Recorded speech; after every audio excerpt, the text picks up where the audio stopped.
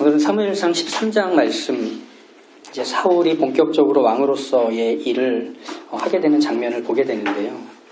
사울이 왕이 된 후에 3,000명의 이스라엘 남자들을 모아서 군대를 갖추게 됩니다. 이스라엘은 이때부터 처음으로 상비군, 즉 직업군인을 갖게 돼요. 이전까지는 어땠느냐면 이렇게 생각하면 좋지 않을까 싶은데요. 12지파 향토 예비군들이었습니다. 그러니까 사사시대는 어떤 식으로 이렇게 군대가 모아졌느냐면 이방 나라가 쳐들어온 지역의 지파와 그 주변 지파들이 전쟁이 일어났다 하면 그 남자들이 모여서 그 이방 나라들과 싸우는 형국이었습니다. 그러니까 중앙에서 군대를 파송하는 게 아니고 또 큰 벽을 세워서 수비대가 거기서 지키고 있다가 적이 쳐들어오는 걸 보고 방어하는 식이 아니라 공격 당하고 나서 사람들을 모아서 싸우는 식이었습니다. 그러니까 늘 피해는 먼저 있었죠. 그런데 이 상비군 제도가 이제 본격적으로 왕이 세워지면서 등장을 하면 이제 이스라엘은 마음이 좀 편안해지는 겁니다. 늘 군대가 있는 거예요. 전쟁이 일어나기 전에 미리 그 상주하고 있는 군대들이 적군에 대해서 대비를 하고 있고 쳐들어온다고 하면 맞서 싸우는 중에 사람들을 모아서 전쟁을 계속 지속할 수 있기 때문에 이 상비군은 이스라엘에게는 상징적이었습니다. 아, 이제 우리가 우리나라를, 우리 땅을 지킬 수 있다 하는 거죠. 그러니 이스라엘의 왕이 세워졌다라는 것은 이스라엘의 군대가 이제 갖춰졌다라는 것과 같은 말이었습니다. 사울은 2,000명의 군대를 믹마스와 베델산에 데리고 가고 1,000명의 군인은 요나단에게 맡깁니다. 그래서 베냐민 기브아에 두도록 했죠. 왜냐하면 이 믹마스와 베델산 그리고 기브아는 베냐민 지파와 유다 지파에서 가장 블레셋과 가까이 마주하고 있던 지역들이었습니다. 그러니까 블레셋에 마주해서 군대를 거기에 주둔시켜 놓은 거죠. 근데 사울의 아들이었던 요나단이 1,000명의 군인들을 이끌고 블레셋 수비대를 공격합니다. 여기서 블레셋 수비대들은 누구냐면 국경 밖에 있는 블레셋 군대를 얘기하는 게 아니라 이스라엘 지경 안으로 들어와서 주둔해 있던 그 군인들을 얘기합니다. 그러니까 그 사람들을 요나단이 공격해 들어갔죠. 그런데 이 공격이 블레셋으로 하여금 빌미를 줬습니다. 우리를 공격해? 우리 가만히 있을 수 없지 해서 군인들과 많은 군사력을 끌고서 이제 이스라엘로 들어오는데 그 군사력이 어마어마했다는 거죠. 여기서는 약간 과장된 표현을 씁니다. 병거가 3만, 그리고 마병이 6천, 그리고 보병, 이제 무기를 들고 걸어 다니는 군인이 해변가의 모래 같이 많았다 하는 거죠. 셀 수 없었다는 얘기일 텐데 그만큼 엄청난 수의 군대가 이제 이스라엘 안으로 들어왔습니다. 어이가 없는 거죠. 그래서 이스라엘 12지파를 향해서 사울이 전쟁이 일어났다는 나팔을 불고 군대를 다시 모집을 하죠. 그래서 다 모였는데 이 블레셋 군세에 짓눌려 버린 겁니다. 왜냐하면 이스라엘에게는 철제 무기조차 없었어요. 철로 된 무기는 사울과 요나단만 가지고 있고 나머지는 농기구였습니다. 심지어 이 농기구들은 고장이 나면 블레셋 땅으로 넘어가서 수리를 해야 할 정도로 이스라엘에는 기술력도 없었습니다. 그런데 병거, 철로 된 병거를 끌고 오고 말을 타고 있는 기갑병들도 있고 보병들은 쓸 수도 없고 그러니까 초반에 그냥 눌려버린 겁니다. 게다가 모든 군대를 블레셋이 끌고 왔다는 건 이런 메시지를 이스라엘에 전달하는 겁니다. 우리는 전심전력을 할 거야. 이스라엘은 이 땅에서 지워질 거야. 이게 이제 그 막강한 군세를 통해서 보이는 메시지였죠. 그러니까 이스라엘 군대들은 어떤 식으로 반응했냐면 숨을 수 있을 때선 다 숨었습니다. 굴과 수풀과 바위 틈과 은밀한 곳과 웅덩이. 어떤 사람들은 탈영했습니다. 그래서 동쪽으로 도망갔어요. 아예. 한마디로 뭐냐면 이스라엘 군대에는 모든 사기가 저하돼서 전쟁을 수행할 만한 수준이 되지 못한 겁니다. 7절에 뭐라고 하죠? 사울을 따른 모든 백성이 떨더라 이렇게 얘기합니다. 그게 이스라엘 군대의 분위기였습니다. 이스라엘의 첫 상비군, 직업군인은 그렇게 공포와 두려움 속에서 스스로 와해돼 버린 거죠. 군인이 더 이상 아닌 거죠. 이렇게 이스라엘 백성과 군대가 흩어지니 사울은 급했습니다. 그래서 빨리 번제를 드려야겠다 판단을 했던 거죠. 이 번제는 사무엘이 와서 드려줘야 하는 제사였는데 사울이 일주일 동안 기다리다가 더는 기다릴 수 없어서 번제를 자기가 직접 드립니다. 왜냐하면 더 이상 사기가 떨어지게 만들 수가 없어서 계속 타령하고 도망가는 군대들을 봐야 하는 것이 견딜 수가 없어서 자기가 이 전쟁에서 승리를 주실 것이라는 하나님의 신탁을 확인해서 이스라엘의 사기를 올려줘야만 한다고 판단했던 겁니다. 지휘관으로서는 그런 판단은 이해가 되는 부분이 분명히 있죠. 그런데 이렇게 제사를 드리자마자 마치 기다렸다는 듯이 사무엘이 등장을 해요. 그래서 사무엘이 뭐라고 사울에게 말을 하느냐면 왕의 행한 것이 무엇입니까? 이렇게 묻습니다. 이 말에 대해서 사울은 세 가지로 답을 해요. 왜 내가 번제를 드릴 수밖에 없었는지. 첫째는 군대가 나에게서 흩어져 가고 있다. 다 도망가고 있다. 둘째는 사무엘 당신이 정한 날에 오지 않았다. 셋째는 블레셋은 믹마스의 엄청난 규모의 군대로 지금 이미 들어와 있다. 내가 그걸 봤다. 이렇게 얘기하죠. 이 대답에 사무엘은 내가 좀 더 빨리 왔어야 되는데 이렇게 말하지 않습니다. 사무엘은 사울에게 이렇게 말하죠. 왕이 망령되이 행하였나이다. 이렇게 얘기하죠. 그러면서 두 가지 저주에 가까운 말을 합니다. 첫 번째는 왕의 나라가 이제 길지 못할 겁니다. 이제 당신의 왕조는 끝이 납니다. 두 번째는 하나님의 마음에 맞는 사람을 하나님이 구하셔서 그를 백성의 지도자로 삼으셨습니다. 이렇게 얘기하죠. 그러니까 사울 왕은 이제 더 이상 하나님이 기름 부어 세우신 왕으로서 끝났다는 뜻입니다. 그럼 여기서 우리가 생각을 해봐야 돼요. 과연 사울이 직접 번제를 드린 그 일이 왕관을 빼앗겨야만 할 정도의 큰일인가 하는 거죠. 지금 사울이 처한 상황은 전혀 고려될 수 없는 건가? 이 사울은 누구였느냐면 가장 작은 지파 베냐민에서 태어났고 그 지파 출신이었습니다. 이스라엘의 주류가 아니었고 변방에 있던 삶을 살았습니다. 그러다가 그 사람이 이스라엘의 왕이 됐고 새로운 나라를 세우는데 앞장서도록 기름 부음을 받고 하나님이 그 일을 그에게 맡기셨습니다. 길르앗 야베스를 치러 온 암몬 족속을 하나님의 신이 임해서 단번에 무찔렀던 놀라운 성과를 내기도 했었습니다. 모두가 기대했던 그 왕의 등장이었죠. 근데 그 왕이 상비군을 마련하고 이제 이 나라를 잘 조직해서 세워가려고 하는데 그 두근거리는 장밋빛 꿈이 블레셋 군대에 의해서 산산조각이 나버린 거죠. 그러니까 어떻게든지 자기 딴에는 이 전쟁을 수행하기 위해서 도망가는 군인들을 지켜야 했던 거예요. 사기를 일으켜줘야 했던 거예요. 3,000명으로도 어림없는데 더 도망가니까 그 사람들이라도 붙들고 싶었던 거죠. 그랬기 때문에 드렸던 제사였는데 사무엘은 또 하나님은 그 마음과 의도를 이해해주지 않는 것 같이 당신은 망령되이 행하였다 이렇게 얘기하는 거죠. 이제 당신은 왕으로서 실격이다 이렇게 얘기하는 거죠.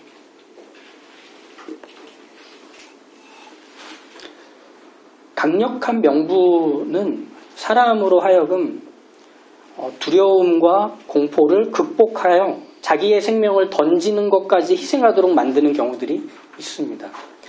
2차 세계대전 때 미군의 항공모함에 비행기로 갖다 박던 가미가제 특공대 그들은 비행기로 그 항공모함을 향해 떨어져 가면서 천황폐하 만세를 불렀습니다.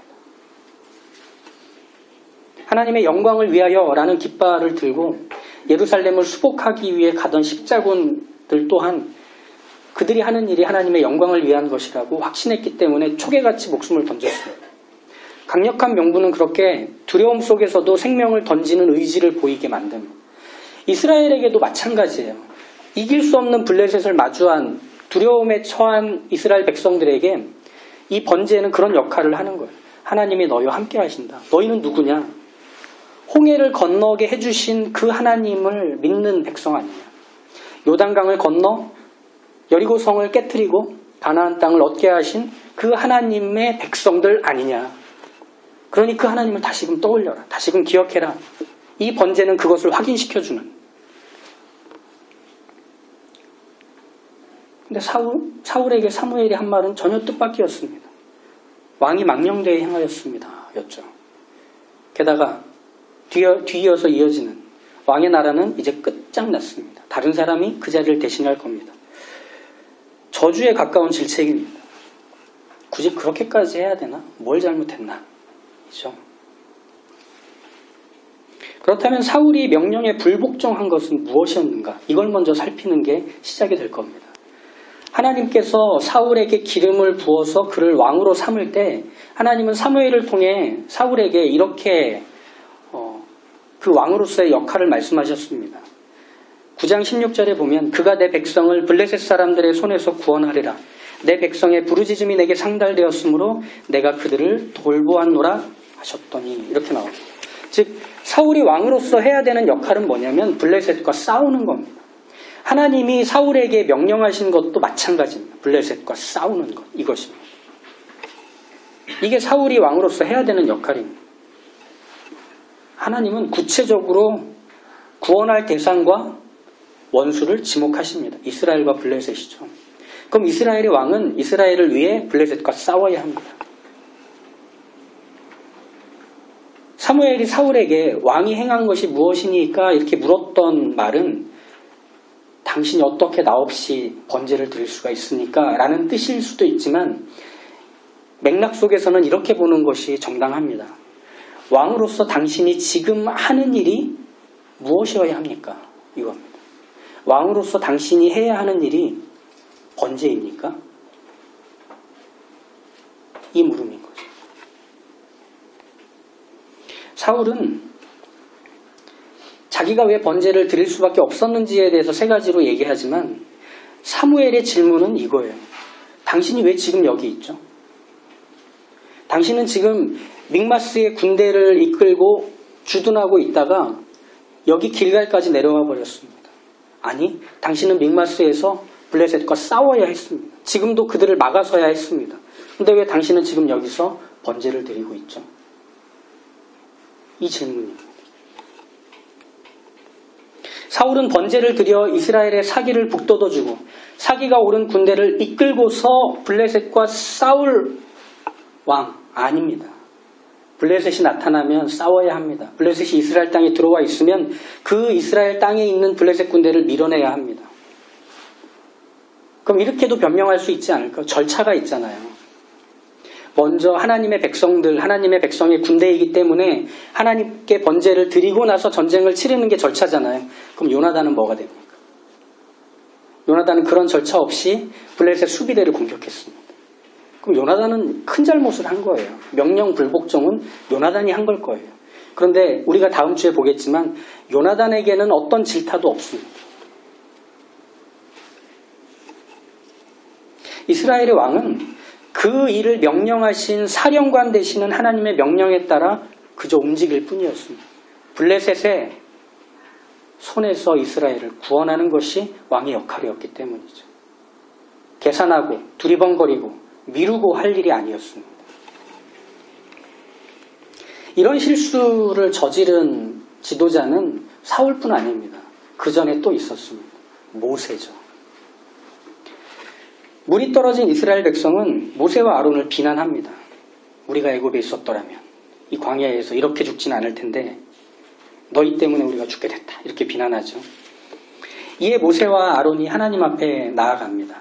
하나님은 이렇게 말씀하시죠. 반석에게 명령하여 물을 내라. 내가 그 반석이 물이 되게 하여 회중과 그들의 짐승에게 마시게 할지니라. 이렇게 얘기하시죠. 이 하나님의 말씀을 따라서 모세와 아론은 이스라엘 백성들을 모읍니다. 그리고 나서 이렇게 외치죠. 반역한 너희여 들으라. 우리가 너희를 위하여 이 반석에서 물을 내랴. 이렇게 하면서 반석을 2번 칩니다. 그리고 나서 물이 나왔고 그 물을 통해서 사람과 짐승들이 먹고 목마름을 해결합니다. 근데 하나님이 이 일에 대해서 뭐라고 말씀하시느냐면 너희가 나를 믿지 아니하고 이스라엘 자손의 목전에서 내 거룩함을 나타내지 아니한 고로 너희는 이 회중을 내가 그들에게 준 땅으로 인도하여 드리지 못하리라. 이게 모세와 아론이 약속의 땅으로 들어가지 못한 이유입니다. 모세는 또 아론은 지도자인 자신을 원망하고 애굽이 더 좋았는데 왜 굳이 여기로 끌고 와서 죽이려 하는가라는 그 비난 앞에서 분노하며 치를 떨었습니다. 내가 나 위해서 그런 거야? 그럼에도 여전히 이스라엘을 위하시는 하나님의 명령을 따라 반석에서 물이 나게 하는데 문제는 반석에게 명령한 게 아니고 자기 지팡이로 2번 쳤다는 점이었습니다. 게다가 이스라엘을 향해 뭐라고 하느냐면 이 물은 우리가 주는 게 아니라 하나님이 주는 거다.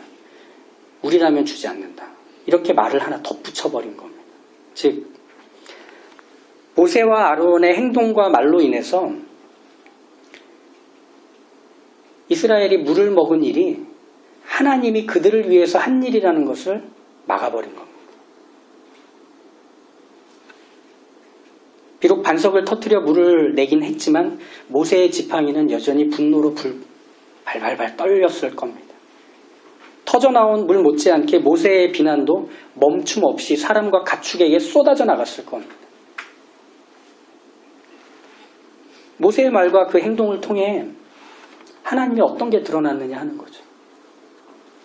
이스라엘을 위하시는 하나님의 어떤 모습이 모세와 아론을 통해 나타났느냐 하는 거죠. 없었다는 겁니다.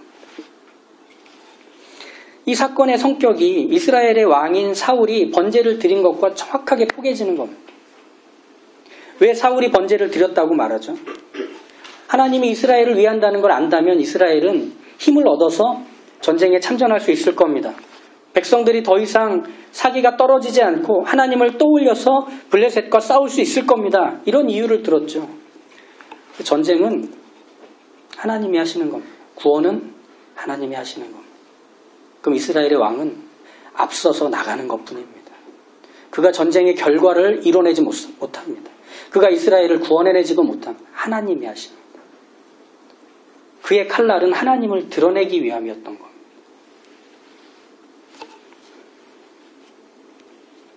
비록 군대가 겁을 집어먹었고 블레셋은 엄청난 군사력과 숫자로 압도하고 있어도 이 블레셋은 하나님보다 크지 않은 거예요. 해변에 모래같이 아무리 많다고 해도 하나님 앞에서는 그저 짓밟힐 모래였을 뿐이라는 것. 그걸 누가 드러내야 하는가? 기름 부음을 받은 왕인 사울이 드러내야 하는 겁니다. 그러니 달려가야 하는 거죠. 말을 그쪽으로 몰아야 하는 거죠. 왕이 행하신 것이 무엇이니까? 라는 사무엘의 질문은 거기서부터 시작이 되는 겁니다. 왜 이 전쟁터에서 당신은 나가 있지 않고 뒤로 물러나 있습니까? 왜 칼을 칼집에서 뽑지 않습니까?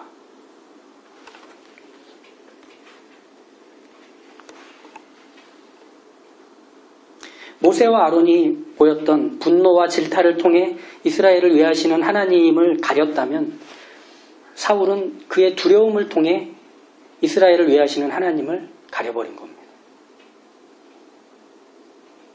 하나님은 이스라엘을 위해 세우신 지도자들이 보이는 어떤 태도들에 대해서는 관용 없이 다루십니다. 그게 뭘까요?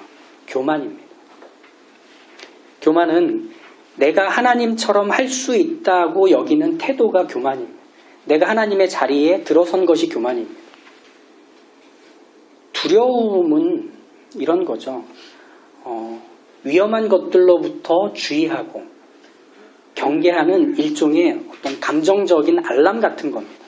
그래서 두려움이라는 것은 그거에 대해서 상해를 입지 않고 위험에 노출되지 않도록 정신 차리고 살피는 게 두려운 정서일 겁니다. 그런데 이 자연스럽고 위험한 상황에서 금방 나오게 되는 반응인 두려움, 이걸 그냥 놔두는 것은 교만입니다. 성경에서 보이는 두려움이라는 것은 하나님도 여기선 아무것도 하실 게 없다라는 확신 때문에 남겨두면 그것이 교만으로 이어지기 때문입니다. 왜 사울을 기다리지 못하고 번제를 드렸는가? 사울은 블레셋이 무서웠던 것뿐입니다. 하나님께서 그에게 왕으로 해야 되는 역할을 주셨음에도 사울은 명령하신 하나님보다 눈앞에 있는 블레셋이 무서웠던 것, 두려웠던 것. 두려움은 오늘 하나님이 내게 맡겨주신 일이 무엇인지를 떠올리지 못하게 합니다. 오늘 내가 해야 하는 일이 무엇인지를 알고 그 일에 수고하지 못하게 합니다. 그저 그 자리에 있게 만드는 거죠. 멈춰서게 하는 거죠. 너무한 거 아닙니까? 두려워하는 건 어쩔 수 없잖아요. 두려운 마음이 찾아오는 건 어쩔 수 없죠. 맞습니다. 두려운 마음은 제어가 안 됩니다. 그런데 두려움을 안고서 할 일을 하는 겁니다. 하나님, 내 마음에서 두려움을 지워주십시오가 아니라 하나님, 내가 해야 될 일을 포기하지 않게 해주십시오가 되는 거죠. 맡은 자가 구해야 하는 것은 충성이기 때문입니다.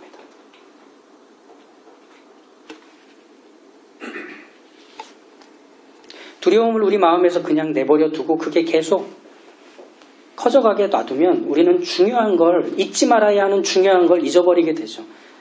그게 무엇이냐?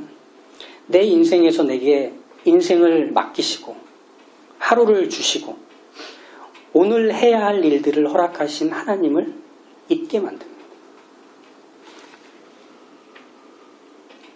두려움이 찾아오면 그런 반응이 금방 있잖아요. 아무 일도 못하게 해요. 관계를 잊어요. 내가 더 중요하고 내가 더 어려우니까. 그렇게 쭉 이어가다 보면 어디까지 가죠? 나 자신도 포기하게 만들어요. 그 두려움에 사로잡혀 그저 주저앉게 되는 거죠. 믿음의 사람들은 두려워하지 않은 사람이 아니고요. 두려움을 안고서 자신의 자리를 지켜갔던 사람들입니다. 하나님이 거기 계시기에. 사울도 그래야 했던 거죠. 블레셋이 무섭지 않아서가 아니라 자신이 해야 할 일이 이 전쟁터에서는 무엇인지 알아야 했기에 그는 전쟁터에 먼저 앞서서야 했던 겁니다. 요나단은 안 무서웠을까요? 아니요. 요나단은 군인 숫자도 더 적었어요. 1,000명밖에 안 됐어요. 요나단은 달려갔습니다. 모든 믿음의 사람들이 그렇게 살았습니다. 두려움에 떨리는 이 무릎을 다시금 고추 세워서 그 다음을 걸어갔던 사람들이 우리 믿음의 사람들이었습니다. 그리고 그 믿음의 사람들의 모습은 예수님이 겟세마네에서 기도하셨던 모습과 얼마나 정확히 일치하는지 모릅니다. 예수님이 하나님께 말씀하시죠. 이 잔을 내게서 옮겨주십시오. 그리고 나서 이어서 뭐라고 하시죠? 하지만 내 뜻이 아닌 아버지의 뜻대로 해주십시오. 이 기도를 3번이나 하세요.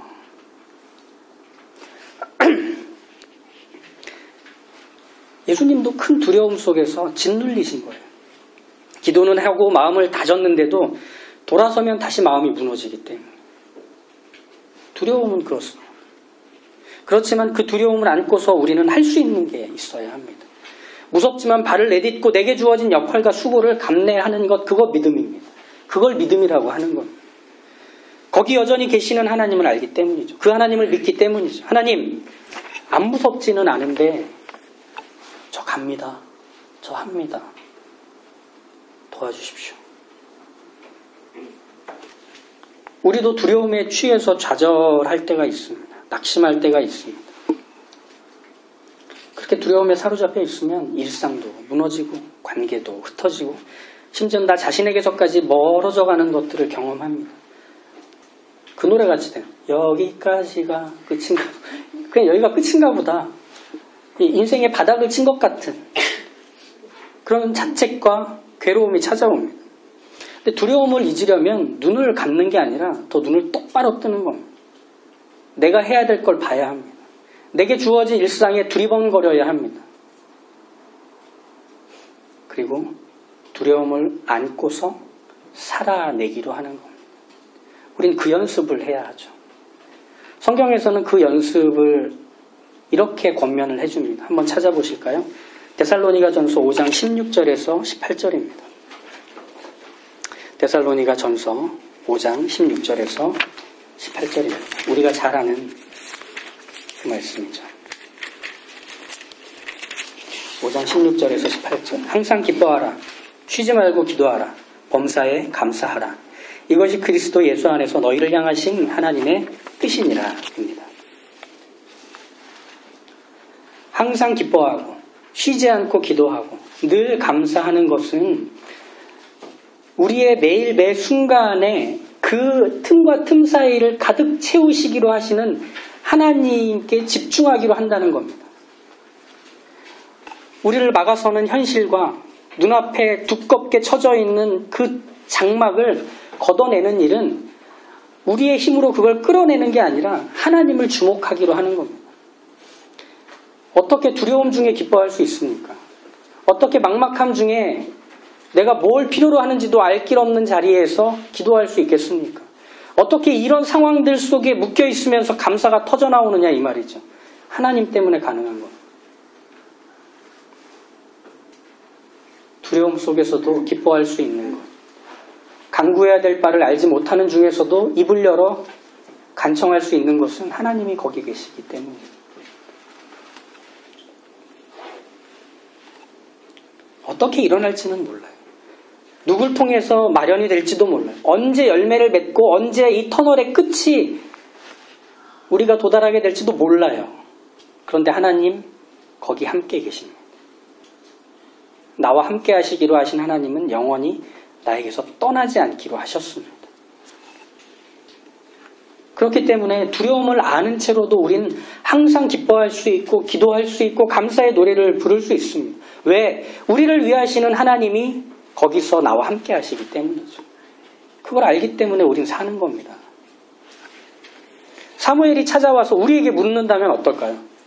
당신이 한 일은 뭡니까? 이렇게 물을 때 우린 뭐라고 웅얼웅얼대면서 얘기해야 할까요? 변명을 꾸려야 할까요? 아니요. 이렇게 말하면 어떨까 싶습니다. 두려움에 지지 않으려고 일했어요. 공부했어요. 그 관계를 포기하지 않았어요. 하나님이 거기 계셔서 나도 포기할 수 없었어요. 제법 멋진 말 아닙니까? 우리 그렇게 자라가고 있습니다. 커가고 있습니다. 두려움은 언제나 우리를 다양한 방식으로 찾아와서 끊임없이 낯설게 공포와 좌절, 두려움에 사로잡히게 할 겁니다. 그런 두려움에 지지 않는 방법은 두려워하면서도 두려움을 안고 살기로 다짐하는 겁니다. 한 번 다짐이 안 되면 2번 하십시오. 2번 안 되면 3번 하십시오. 바울은 자기의 평생을 발목 잡았던 육체의 가시, 곧 사탄의 가시를 하나님께 3번이나 간구해서 고쳐달라고 합니다. 그때 하나님이 뭐라고 말씀하시죠? 내 은혜가 내게 족하다. 이는 내 능력이 약한 데서 온전하여짐이라. 이렇게 얘기하시죠. 이 말씀에 바울은 이렇게 고백합니다. 그러므로 도리어 크게 기뻐함으로 나의 여러 약한 것들에 대하여 자랑하리니 이는 그리스도의 능력이 내게 머물게 하려 함이라. 그러므로 내가 그리스도를 위하여 약한 것들과 능력과 궁핍과 박해와 곤고를 기뻐하노니 이는 내가 약한 그때에 곧 강함이니라. 그렇지 않습니다. 두려움에 우리가 사로잡히지 않는다고 해서 두려움을 아는 채로 일한다고 해서 거기에 꼭 성공이 있고 승리가 있진 않을 수 있습니다. 그런데 거기에 은혜가 있습니다. 그 자리에서 이해할 수 없는 평안과 안심과 그리고 그 다음의 길이 이어지고 있다라는 소망이 찾아옵니다. 하나님이 내짐지고 계시기 때문에 나의 약함이 오히려 하나님의 크심을 보게 하기 때문에